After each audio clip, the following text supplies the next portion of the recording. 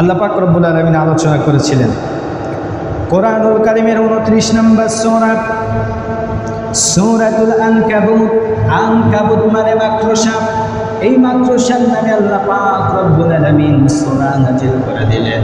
আর সূরা নাজিল করে রব্বুল আলামিন মাকড়সার উপমা দিয়েছেন।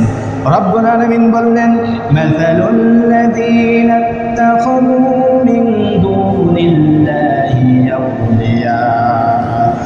আউলিয়া কামাসালিল আনকাবুত।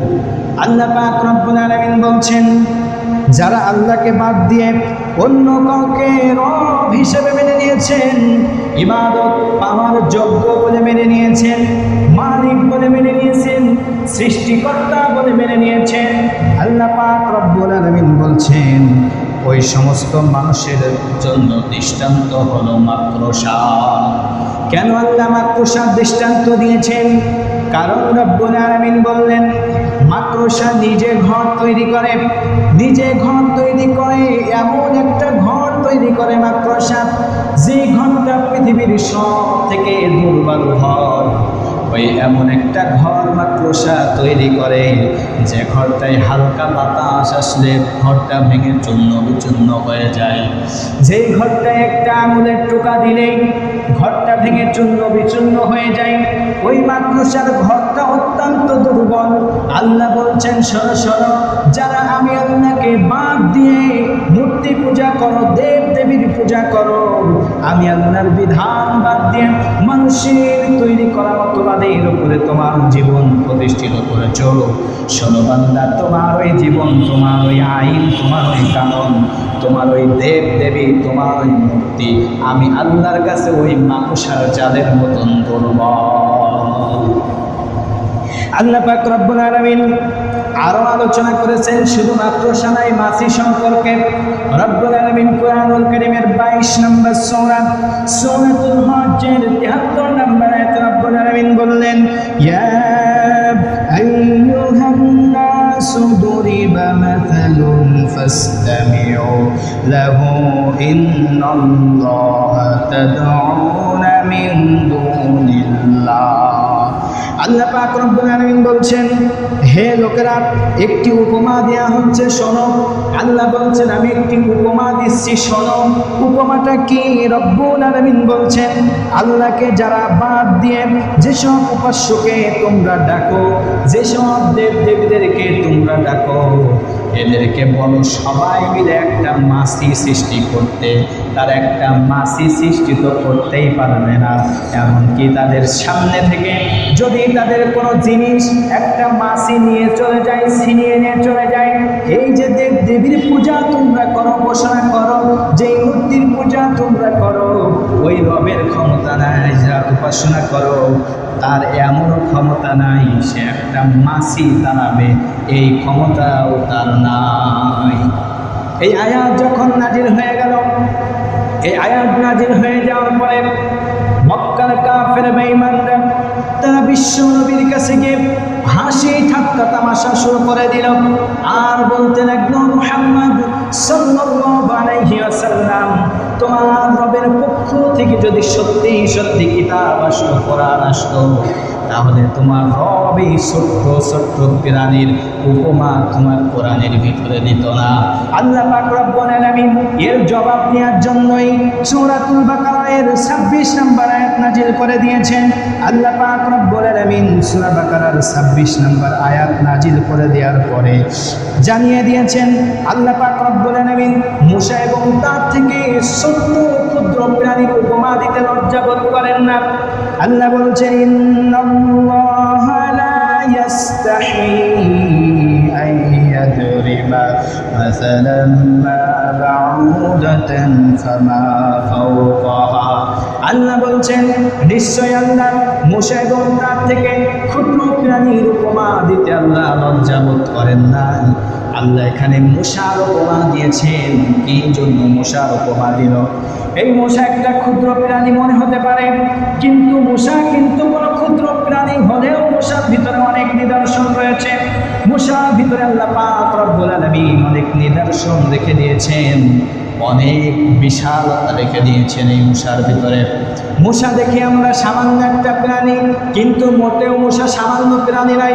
মশা অসাধারণ একটা প্রাণী, ছোট্ট ক্ষুদ্র প্রাণীর ভিতরে আল্লাহ পাক রব্বুল আলামিন তার বিশাল সৃষ্টির রহস্য এই মশার ভিতরে রব্বুল আলামিন লুকিয়ে রেখেছে।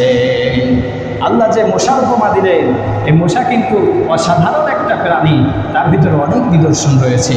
এই নিদর্শনগুলো বুঝতে হলে এখন আধুনিক বিজ্ঞান এটা আমাদেরকে সাহায্য করেছে। উইকিপিডিয়ায় সার্চ দিলে আপনারা পেয়ে যাবেন মশা সম্পর্কে। যখন সার্চ দিবেন এই মশা সম্পর্কে আধুনিক বিজ্ঞান 14টা তথ্য দিয়েছেন।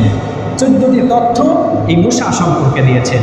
আল্লাহ যে বিষয় আয়াত নাজিল করেন, যেই বিষয় স্বয়ং আল্লাহ পাক রব্বুল আলামিন কথা বলেন, সেটা বুঝতে হবে সাধারণ কোনো বিষয় নয়, অসাধারণ বিষয় তার ভিতরে রয়েছে। আল্লাহ পাক রব্বুল আলামিন এই মশা সম্পর্কে আলোচনা করেছেন। মশা সম্পর্কে আধুনিক বিজ্ঞান এখন গবেষণা করে করে তারা 14টি তথ্য বের করেছে। মনে রাখবেন একটা বিষয়, বিজ্ঞান যত উন্নতি হবে, বিজ্ঞান যত ঊর্ধ্বে যাবে, যত উন্নত হবে, কোরআনের কাছে ভিক্ষার্থী নিয়ে দাঁড়িয়ে থাকবে। কারণ আজ বিজ্ঞান 100-200 বছর আগে মানুষের হাতের ফিঙ্গারপ্রিন্ট আছে আলাদা আলাদা, এটা প্রমাণ করেছে। আর 1450 বছর আগে আল্লাহ পাক রব্বুল আলামিন আয়াত নাজিল করে জানিয়ে দিয়েছে, একটি মানুষের সাথে, এমনকি মানুষের 10টি আঙুলের সাথে একটি আঙুলের সাথে আরেকটির মিল নাই। এটা 1450 বছর আগে আল্লাহ জানিয়ে দিয়েছেন। সেটা এখন আধুনিক বিজ্ঞান প্রমাণ করতেছে। সুতরাং বিজ্ঞান যত উন্নত হবে, কোরআনের কাছে তত সে ঋণী থাকবে। বিজ্ঞানীরা তথ্য বের করেছে মশা সম্পর্কে। 1 নাম্বার, পৃথিবীতে 1 নয় 2 নয়, 100 নয় 200 নয়, 2700 প্রজাতির মশা রয়েছে পৃথিবীতে। চিন্তা করেছেন? যেরকম প্রজাতি আছে না, মানুষের ভিতরে প্রজাতি আছে না, উপজাতি আছে, চাকমা আছে, বার্মা আছে, বিভিন্ন প্রজাতি আছে। গরুর ভিতরে জার্সি গরু আছে, দেশি গরু আছে, বিভিন্ন জাতের গরু আছে। এমন বিভিন্ন প্রজাতির মশা এই পৃথিবীতে আছে। 2700 রকমের প্রজাতির মশা। আল্লাহু আকবার! চিন্তা করেন। শুধু এখানেই শেষ নয়, তারা 2 নাম্বার যে তথ্য দিয়েছে, এই যে মশা একটা ছোট্ট প্রাণী, অনেকেই খালি চোখেও দেখতে পায় না মশা। এই মশার 100টারও বেশি চক্ষু রয়েছে। আজকের বিজ্ঞানী তথ্য দিয়েছে, যারা বিবেকবান তারা মশা সম্পর্কে জানলে আসলেই আশ্চর্য হয়ে যেতে হবে। এই ছোট্ট প্রাণী, এটা 100টারও বেশি চক্ষু রয়েছে। এরপরে বিজ্ঞানীরা আজকের তথ্য দিয়েছে 3 নাম্বার, মশার ভিতরে 48টি দাঁত রয়েছে। মশার মুখের ভিতরে 48টি দাঁত রয়েছে। এটা আমি বানানো কোনো কথা বলছি না, উইকিপিডিয়ায় সার্চ দিয়ে দেখবেন, বিজ্ঞানীরা গবেষণা করে তথ্য দিয়েছে। আর এই বিষয় আল্লাহ পাক রব্বুল আলামিন এই মশার উপমা 1450 বছর আগে দিয়ে রেখেছেন। চিন্তা করে দেখেন, মশা সামান্য একটা প্রাণী, ওর মুখের ভিতরে 48টা দাঁত রয়েছে। 4 নাম্বার, একটি মশার 3টি হাড় রয়েছে, আলাদা আলাদা 3টি হৃৎপিণ্ড রয়েছে। আমরা মানুষ, আমাদের হাড় কিন্তু, আমাদের হৃৎপিণ্ড কিন্তু একটা, আর মশার 3টা আলাদা আলাদা হৃৎপিণ্ড রয়েছে। মশা একটা সামান্য ক্ষুদ্র প্রাণী। এরপরে 5 নাম্বার, মশার নাকের ভিতরে 6টি ছুরি রয়েছে, যেগুলো সে আলাদা আলাদাভাবে কাজ করতে পারে। 6টি ছুরি ইচ্ছা করলে একসাথে ব্যবহার করতে পারে, একটা একটা করে আলাদা আলাদা করে সে ব্যবহার করতে পারে। আল্লাহু আকবার! কি নিদর্শন আল্লাহ পাক রব্বুল আলামিন এই মশার ভিতরে রেখে দিয়েছে। নাম্বার 6, এই মশার শরীরের এক ধরনের এক্সরে মেশিন রয়েছে। কেমন? মশা যখন রাতের অন্ধকারে চলাচল করে, এই মেশিন দ্বারা সে মানুষের চামড়া শনাক্ত করতে পারে। সে মানুষের চামড়া শনাক্ত করে দেখবেন, অন্ধকারে থাকলেও মশা আপনাকে কামড়াইতেছে। সে ওই এক্সরে মেশিন দিয়ে পরীক্ষা করে মানুষের চামড়া শনাক্ত করতে পারে। নাম্বার 7, মশার শরীরে এক করা ভ্যাকসিন রয়েছে। যেমন মানুষকে যখন মানুষের সিজার করে বা অপারেশন যখন করে, তখন কি দেয়? মানুষের শরীরে অ্যানাস্থেসিয়া দেয়, অবাস করা সুই দেয়। এটা সুই দেওয়ার পরে মানুষ কাটাকাটি করলেও বুঝতে পারে না। লক্ষ্য করে দেখবেন, এক প্রজাতির মশা আছে আপনার শরীরে কামড়ানোর পরেও রক্ত নিয়ে যাওয়ার পরেও আপনি টের পান না। এই মশা কী করে? সর্বপ্রথম আপনার শরীরে বসে অ্যানেস্থেসিয়া দেয়, মানে অবাস করার ইঞ্জেকশন আগে পুশ করে, তারপরে সেখান থেকে সে রক্ত শোষণ করে। এরপরে 8 নাম্বার, মশার রক্ত পরীক্ষা করার জন্য আলাদা পরীক্ষাগার আছে। সব মানুষের রক্ত মশা কিন্তু খায় না, এটা আপনারা লক্ষ্য করে দেখবেন। সব রক্ত মশা খায় না, মশা পরীক্ষা করে করে যেটা তার খাওয়ার উপযুক্ত সেই রক্ত সে শোষণ করে থাকে। 9 নাম্বার, এই যে মশা একটা ক্ষুদ্র প্রাণী, এই মশা ভিতরে আল্লাহ পাক রব্বুল আলামিন কি অসাধারণ নিদর্শন রেখেছে দেখেন। একটা মশা 1 সেকেন্ডে 500 থেকে 600 বার তার ডানা ঝাপটায়। চিন্তা করেছেন? 1 সেকেন্ড, গুনলাম 1 সেকেন্ড হয়ে গেল, এর ভিতরে একটা মশা তার ডানা ঝাপটায় 500 থেকে 600 বার। আল্লাহু আকবার, কি নিদর্শন আল্লাহ মশার ভিতরে রেখেছেন। 9 নাম্বারে 10 নাম্বার মশা স্বাভাবিকভাবে এমনি স্বাভাবিক সময় যত পরিমাণ মানুষকে কামড়ায়, পূর্ণিমার সময় তার থেকে দ্বিগুণ বেশি কামড়ায়। এটা নিজেরা পরীক্ষা করে দেখতে পারেন। 11 নাম্বার, পৃথিবীতে মানুষ পশু পাখির দ্বারা মারা যায় যে পরিমাণ, অন্যান্য পশু পাখি সাপ বিচ্ছু বা অন্যান্য পশুর আঘাতে মানুষ মারা যায় যে পরিমাণ, তার থেকে বেশি মানুষ মারা যায় শুধু মশার কারণে। আমাদের দেশে হয় না? ডেঙ্গু জ্বর হয়, বিভিন্ন মশা আছে না, মারার জন্য আমরা কত কৌশল করি, কত কল পাতাই। এই মশার কারণে পৃথিবীতে পশুদের মধ্যে মশা কামড়ে বেশি মানুষ মারা যায় পৃথিবীতে। 12 নাম্বার, মশা এমন একটা প্রাণী, ছোট্ট ক্ষুদ্র প্রাণী হলেও এই মশা 18 ফিট দূর থেকে আপনাকে টার্গেট করতে পারে। 18 ফিট দূর থেকে সে তার টার্গেট ঠিক করতে পারে। 18 ফুট দূর থেকে আপনাকে টার্গেট করে আসবে আপনাকে কামড়ানোর জন্য। সে তার এই নিশানা 18 ফুট দূর থেকে ঠিক করতে পারে, ওই সামান্য ক্ষুদ্র প্রাণী। এরপরে দেখেন, মশা সম্পর্কে বিজ্ঞানীরা বলেন 13 নাম্বার, পুরুষের চেয়ে নারী মশা বেশি দিন বাঁচে। নারী মশা হায়াত বেশি দিন। সর্বশেষ 14 নাম্বার, ওই যে আল্লাহ বলছেন মশা এবং তার থেকে ক্ষুদ্র প্রাণীর উপমা দিতে নিশ্চয় আল্লাহ লজ্জাবোধ করেন না। এই মশার থেকে আবার ক্ষুদ্র প্রাণী আছে নাকি? বিজ্ঞানীরা বলে এক ধরনের ক্ষুদ্র প্রাণী আছে। 14 নাম্বার যে গবেষণা করে পেয়েছে বিজ্ঞানীরা, সেটা হলো সর্বশেষ এই মশার শরীর থেকে এক ধরনের প্রাণী আছে, মশার শরীর থেকে সে রক্ত শোষণ করে বেঁচে থাকে। মশার শরীর থেকে রক্ত শোষণ করে, মশার থেকে ক্ষুদ্র প্রাণী। আল্লাহু আকবার, আল্লাহ যে মশার উপমা দিয়েছে এখানে এমনি দেয় নাই। এই মশার ভিতরে অনেক নিদর্শন রয়েছে যা আজকের আধুনিক বিজ্ঞান প্রমাণ করেছে। 14টি তথ্য আধুনিক বিজ্ঞান মশা সম্পর্কে দিয়েছে। আল্লাহু আকবার।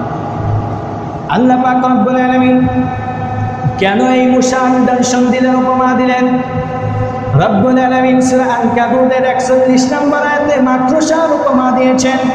আল্লাহ বলছেন, শোনো বান্দা, যে সমস্ত মানুষগুলো আমি আল্লাহকে বাদ দিয়ে যেই সমস্ত মানুষগুলো আমি আল্লাহকে বাদ দিয়ে বিভিন্ন মূর্তির উপাসনায় যায়, উপাসনা করে, বিভিন্ন উপাসনায় লিপ্ত হয়ে যায়, আমি আল্লাহকে বাদ দিয়ে বিভিন্ন ইবাদত বন্দেগীর ভিতরে মানুষগুলো যখন লিপ্ত হয়ে যায়, ওই মানুষদের সম্পর্কে আমি আল্লাহ উপমা দিতেছি। শোনো, আমি আল্লাহ উপমা দিতেছি ওই মানুষগুলোর রব যারা, যেই সমস্ত মূর্তির পূজা সে মানুষগুলো করে, যেই সমস্ত দেব দেবীর পূজা ওই মানুষগুলো করেন, ওই দেব দেবীর উপমা হলো মাকড়সার জালের মতন। মাকড়সার জাল যেমন একটু জোরে বাবা আসলে ছিন্ন বিচ্ছিন্ন হয়ে যায়, ওই সমস্ত দেব দেবী আমি আল্লাহর কাছে মাকড়সার জালের মতন দুর্বল। যেই সমস্ত মানুষগুলো, এরপরে আল্লাহ পাক রব্বুল আলামিন কোরআনুল কারীমের 22 নম্বর সূরা সূরাতুল হজের 73 নম্বর আয়াতে রব্বুল আলামিন বলছেন, একটু আগে বললাম যে সমস্ত মানুষগুলো আল্লাহকে বাদ দিয়ে অন্য কারোর ইবাদত বন্দেগী করে, আল্লাহ ওই সমস্ত মানুষগুলোকে মাসির উপমা দিয়েছেন।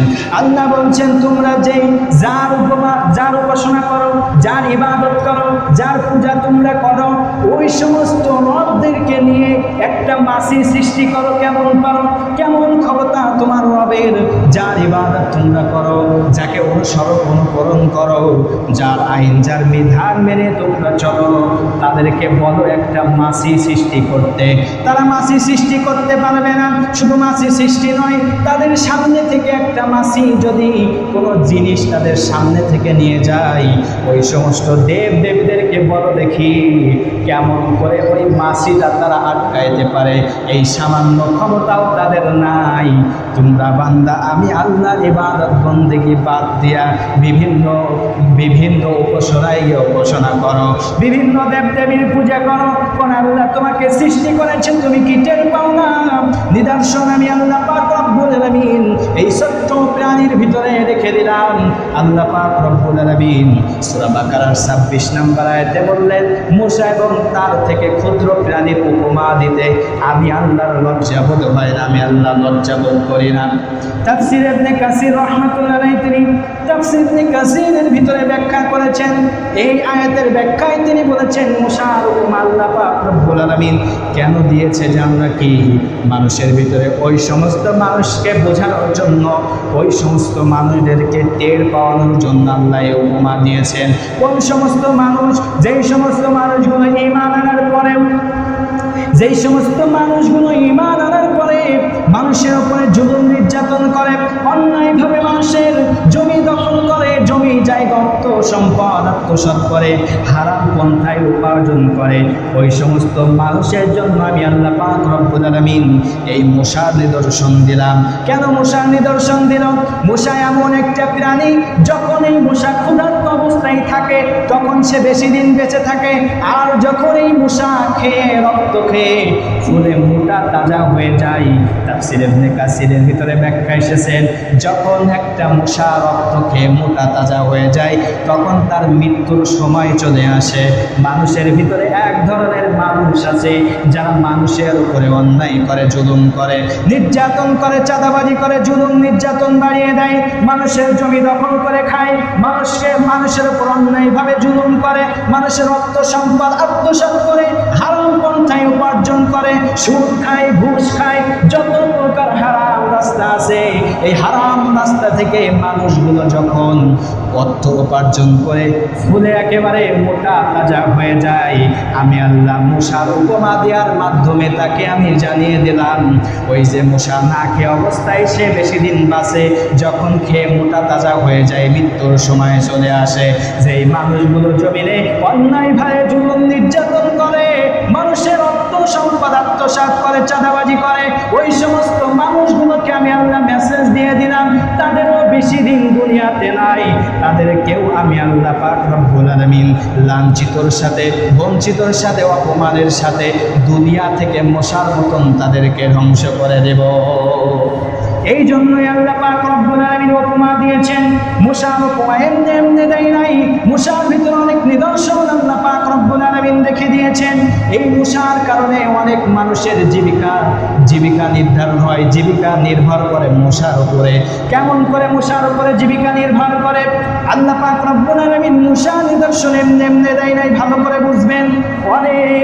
অনেকের জীবিকা নির্ভর করে মূসার উপরে। মূসা যদি না থাকতো মশারি ফ্যাক্টরি চলতো না, মূসা যদি না থাকতো মশা মারার স্প্রে চলতো না, মূসা যদি না থাকতো মশা মারার ব্যাট চলতো না। মূসা যেহেতু আছে, ব্যাটও এই জন্য চলতেছে, স্প্রেও চলতেছে, প্রত্যেকের ঘরে ঘরে মশারিও আছে, প্রত্যেকের ঘরে ঘরে মশারিও আছে। এই মশার মাধ্যমে আল্লাহ পাক রব্বুল আলামিন মানুষের রিজিকের ব্যবস্থাও করেছেন। যেমনি ভালো দিক আছে তেমনি ঠিক খারাপ দিকও আছে। এই মানুষকে আল্লাহ পাক রব্বুল আলামিন সাইজ করার জন্য বড় কিছুর প্রয়োজন মনে করেন না, বড় কিছুর প্রয়োজন মনে করেন না। সামান্য একটা মশা দিয়ে মানুষকে আল্লাহ সাইজটা করতে পারে। কেমন করে সাইজটা করতে পারে দেখেন, পিছনের ইতিহাসের দিকে ফিরে যান, পিছনের ইতিহাসের দিকে একটু স্মরণ করে দেখেন। পৃথিবীর ইতিহাসে সর্বশ্রেষ্ঠ কুখ্যাত স্বৈরাচার, কুখ্যাত সন্ত্রাস নমরুদের ইতিহাস একটু মনে করে দেখেন। এই নমরুদ এবং তার বাহিনীরা যখন ইব্রাহিম আলাইহিস সালামের উপরে এবং যারা ইব্রাহিম আলাইহিস সালামের উপরে ঈমান এনেছিল, যারা ঈমানদার ছিল, তাদের উপরে অমানবিক নির্যাতন করত, তাদের উপরে নির্যাতন করত, জুলুম করত, তাদেরকে অন্যায়ভাবে মারা হতো, ধরা হতো, এমনকি তাদেরকে দুনিয়া থেকে বিদায় করে দেওয়া হতো।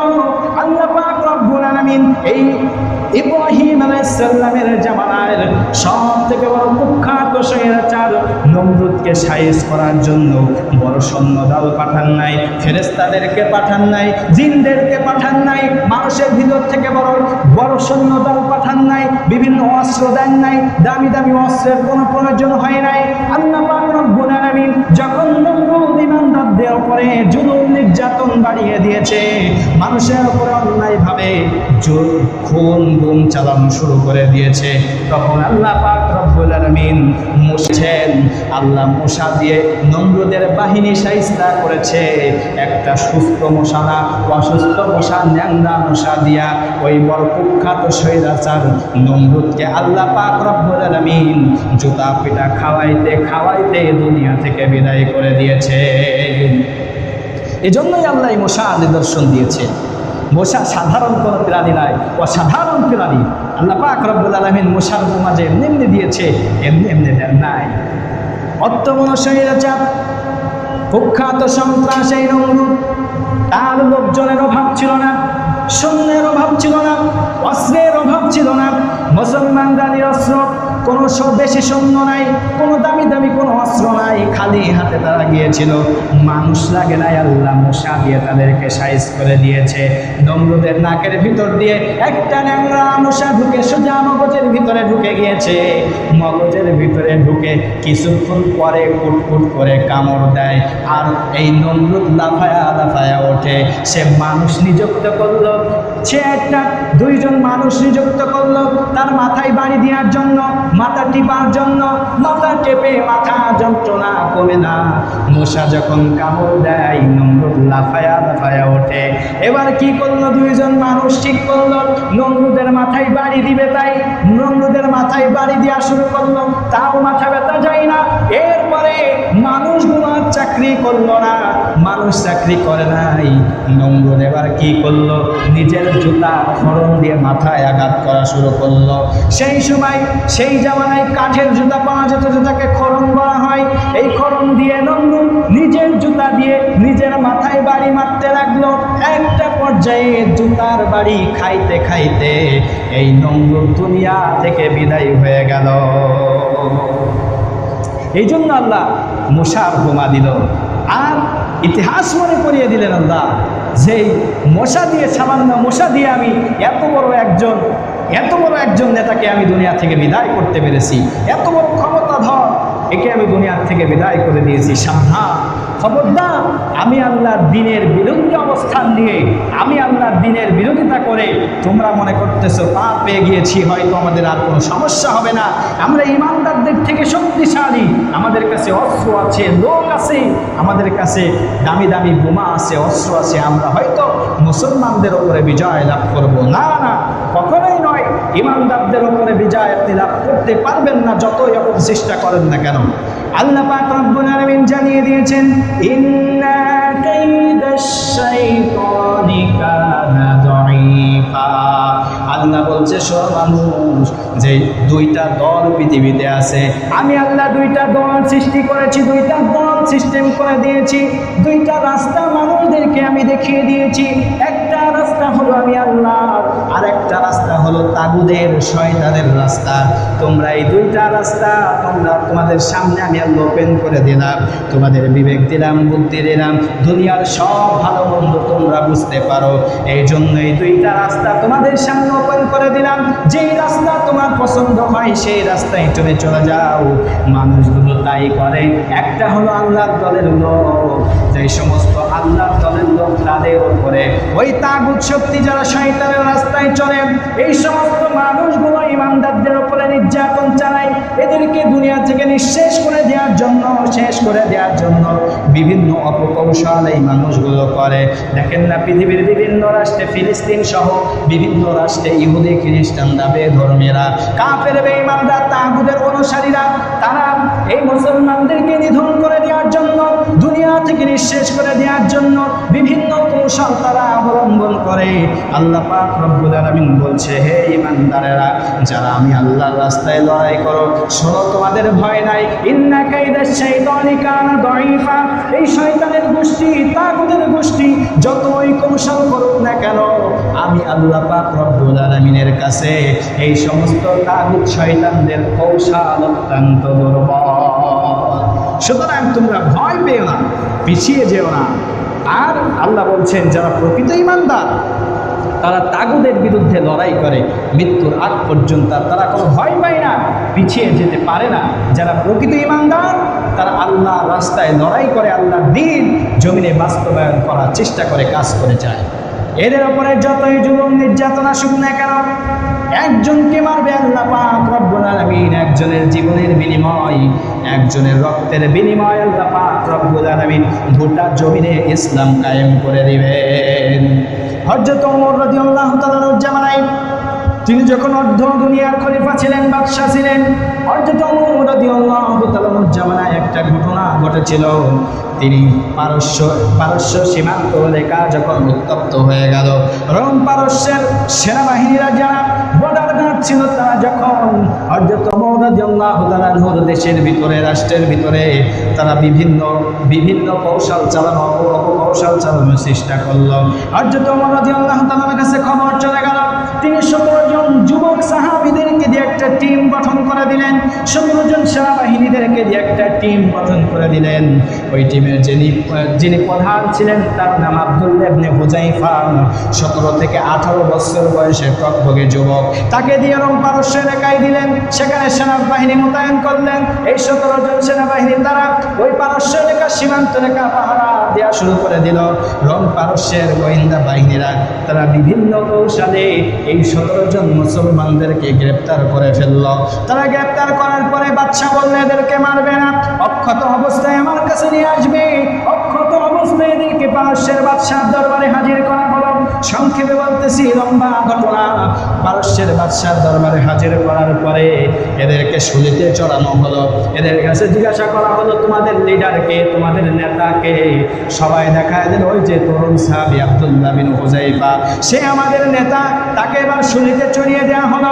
শুলিতে চড়িয়ে দেওয়ার পরে বলা হলো, আব্দুল্লাহ ইবনে হুযাইফা, শোনো, তোমাকে যদি এই শুলিতে না চড়িয়ে দিয়ে তোমাদের প্রিয় নেতা, তোমাদের প্রিয় নবী, বিশ্ব নবীকে এই শুলিতে যদি আমি চড়িয়ে দিতাম, তাহলে তোমার কেমন লাগতো? এই তরুণ সাহাবী হাত বাঁধা, হাত বাঁধা, সমস্ত শরীর বাঁধা, শুলিতে চড়িয়ে দেওয়া হয়েছে। সে বজ্র কণ্ঠে আওয়াজ তুলে বলল, আল্লাহি, আল্লাহর কসম, হে পারস্যের বাদশা, শুনে নাও, তুমি যদি আমার নবীকে নিয়ে আর একটা বাজে কথা বলেছো, শোনো, শরীরের এক ফোঁটা রক্ত থাকা পর্যন্ত আমি আব্দুল্লাহ বিন হুযাইফা সেটা বরদাস্ত করব না। খবরদার আমার নবীকে নিয়ে বাজে মন্তব্য করবা না। সেখান থেকে তাকে লাবায় নেওয়া হলো, মৃত্যুদণ্ড দেওয়া হলো না। এবার আব্দুল্লাহ বিন হুযাইফা রাদিয়াল্লাহু তাআলাকে অফার দেওয়া হলো। পারস্যের বাদশা অফার দিতেছে, শোনো, হে আব্দুল্লাহ বিন হুযাইফা, তোমার বয়স কমে কোনো বিবাহ করো নাই। আমার একটা সুন্দরী মেয়ে আছে, এই সুন্দরী মেয়ের সাথে তোমাকে বিবাহ দিয়ে দেব এবং এই পারস্যের অর্ধেক তোমাকে আমি দিয়ে দিব। বিনিময় তুমি কালিমা ছেড়ে দিবা, ঈমান ছেড়ে দিবা। হযরত আব্দুল্লাহ বিন হুযাইফা বলল, শোনো বাদশা, তুমি সামান্য পারস্য কেন, আসমানের চন্দ্র আর সূর্য যদি আমার হাতে এনে দাও, তারপরও আমি ঈমান থেকে দূরে সরে যাব না। সম্মানিত ভাইরা আমার, এরপরে কৌশল করল। এরপরে কৌশল করলো, কি কৌশল? পারস্যের বাদশাহ কৌশল করলো, তার দলের ভিতর থেকে একজনকে গরম তেলের ভিতরে ফেলানো হবে। ইমান যদি না ছেড়ে দেয়, তেলের ভিতরে ফেলায় তাদেরকে মারা হবে। আব্দুল্লাহ বিন হুযায়ফা রাদিয়াল্লাহু তাআলা বন্ধু ছিল একজন, ওই বয়সে তাকে গরম তেলের ভিতরে ফেলা হলো। গরম তেলের ভিতরে পড়তে রাজি হয়েছে, কিন্তু ইমান বিক্রয় করে দিতে রাজি হয় নাই। গরম তেলে পুড়ে দুনিয়া থেকে বিদায় হয়ে গিয়েছে। এই দৃশ্য দেখে পারস্যের বাদশার মেয়ে জাগায় কালিমা পড়ে মুসলমান হয়ে গিয়েছে। আস্তে আস্তে পারস্যের বাদশাহ দরবারে যত প্রজারা ছিল, যত দাসীরা ছিল, তারা একে একে কালিমা পড়ে মুসলমান হয়ে গিয়েছে। এই জন্য আল্লাহ বলছে, শোনো, ওরা যতই কৌশল করুক না কেন, ইন্না কাইদাশ শাইতানি কানা দাইফা, ওই কাফের বেঈমানদের কৌশল আমি আল্লাহর কাছে অত্যন্ত দুর্বল। সম্মানিত হাজিরিন, আল্লাহ পাক রব্বুল আলামিন আয়াতের মাধ্যমে আমাদের যে শিক্ষা দিয়েছেন, শিক্ষাটা হলো অন্যায় জুলুম করে মানুষের উপরে জুলুম নির্যাতন করে মানুষের সম্পদ আত্মসাৎ করে বেশি দিন দুনিয়াতে টিকে থাকা যায় না। আল্লাহর পক্ষ থেকে আযাব এসে তাকে অপমান আর লাঞ্ছিতর সাথে দুনিয়া থেকে বিদায় করে দিবে। এই জন্য এখান থেকে আমরা শিক্ষা নিব। আল্লাহ পাক রব্বুল আলামিন আমাদের সকলকে এই কথার উপরে আমল করার তৌফিক দান করুক। ওয়া মা তৌফিক ইল্লা বিল্লাহ। আসসালামু আলাইকুম ওয়া রাহমাতুল্লাহ।